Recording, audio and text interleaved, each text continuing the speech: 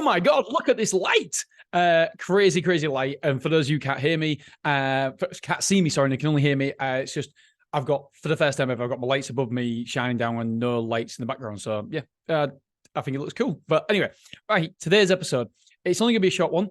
And it's something Mark Helm said. For those who don't know Mark Helm, he's on LinkedIn. He's in the self-storage industry. And I put here, he's a very knowledgeable chap.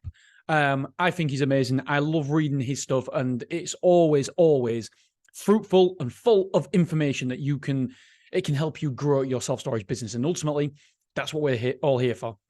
So he says something that I've only ever heard one other person talk about previously, and this is going to be my newsletter soon. Not about this here, but about income. Because income is so important to your self-storage business, the average income of the people living around your area. And when you think about it, it makes perfect, logical, common sense. However, how many of us have actually looked at the income of an area before opening a self-storage? If you're putting your hands up right now, you bloody swats, you, because I haven't, I didn't, and I thought I was good. And I can only look at Willoughby and Clough Road. With the greatest respect to Clough Road, Willoughby, the demographics around there, that side of Hull, are more affluent than they are at Clough Road. And we can see the difference with what we're demanding for prices, etc. So it definitely works in the field, proven.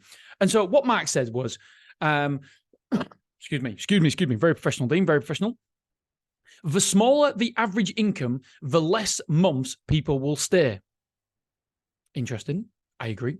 The higher the average income, the more months people will stay. If people stay longer, it means a lifetime value. And this is me, by the way. So he said that, and I'm thinking, I fucking agree. I completely agree. If people stay longer, it means the lifetime value increases for that customers, and therefore you can spend more on marketing to acquire them. If people stay shorter, it obviously means the reverse. You can't spend as much to acquire that customer. It's so simple, but it's so true. And I've never, ever looked at it like this before.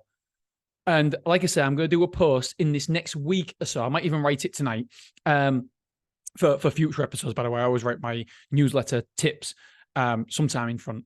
And it's talking about the income, the post I'm going to do, and what percentage people are willing to pay on self-storage. Oh, yes, I've dug that information out for you guys.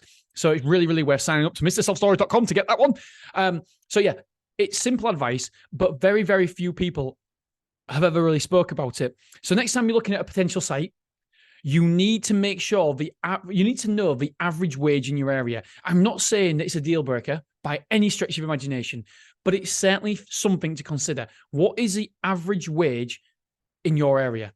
Because the higher the average wage, the longer somebody will stay. Why? Because they can afford it.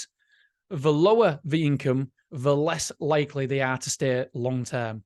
Simple advice, my friends, but it is meaningful and actionable. All right, guys, I love you. I appreciate you. And I will, it's only 3 minutes. Jesus, this is a short one. Mind you, the last two, I've been bored to death for 15 minutes each time. Right, I love you. I appreciate you. And I'll see you Friday. Bye-bye.